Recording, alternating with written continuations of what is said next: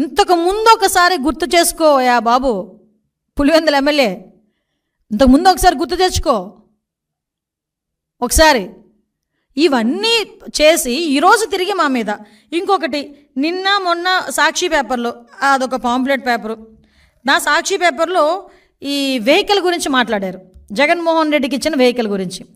అసలు జగన్మోహన్ రెడ్డి అన్న వ్యక్తి ఈరోజు పులివెందుల ఎమ్మెల్యే, కేవలం ఒక ఎక్స్ సీఎంగా ఉన్నందుకు గాను Z+ సెక్యూరిటీ ఇచ్చారు. గుర్తుపెట్టుకోయా, నీకు Z+ సెక్యూరిటీ ఇచ్చారు, టాటా సఫారీ ఇచ్చారని చెప్పి ఓ బాధపడిపోయావు. అవునులే, నీకున్న ఆస్తికి టాటా సఫారీ అంటే ఎక్కడ లెక్క ఉండదు అనుకో, అది వేరే విషయం. కానీ 2019లో నువ్వు సీఎంగా ఎక్కిన తర్వాత అప్పుడు ఎక్స్ సీఎం అయిన చంద్రబాబు నాయుడు గారికి, అప్పటికి 14 సంవత్సరాల ముఖ్యమంత్రి అయిన వ్యక్తి, అటువంటి వ్యక్తికి నువ్వు ఇచ్చింది టాటా సఫారీయే. ఈరోజు మీకు ఇచ్చింది నేను టాటా సఫారీయే. ఆ టాటా ఎలాగోలాగా గవర్నమెంట్ మీద బురద చల్లాలనే ఉద్దేశంతో ఈరోజు ఇది చేసే ప్రయత్నం ఇది. అంటే వెహికల్ కూడా సరిగా ఇవ్వలేదని ప్రజల్లో ఒక క్రియేట్ చేయడానికి నువ్వు చేసిన ఒక డ్రామా ఇది.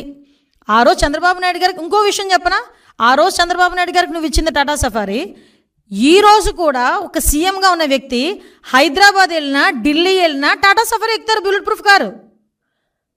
ఒక ఎక్స్ సీఎంగా నీకు ఒక bullet proof car Tata safari ఇచ్చారు.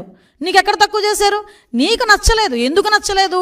బయట ఉన్న ప్రజల్ని కనిపించట్లేదు, నీ ఎక్స్ప్రెషన్స్ కనిపించట్లేదు, నీలో నా మహా నటుడు కనిపించట్లేదు. నువ్వు బాధపడిపోయి నువ్వు వేరే కారు ఎక్కావు.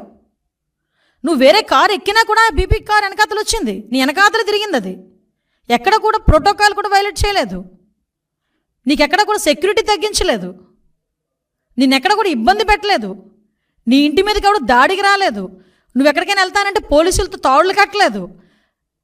సో ఎక్కడ ఆటవిక పరిపాలన జరిగిందో ఒక్కసారి నువ్వు నేను చర్చించుకోవాలి. ఈరోజు ఈ సిచ్యువేషన్స్ అన్నిటి గురించి కూడా నువ్వు వెళ్తున్నావు. సెక్యూరిటీ విషయంలో గురించి చూద్దాం.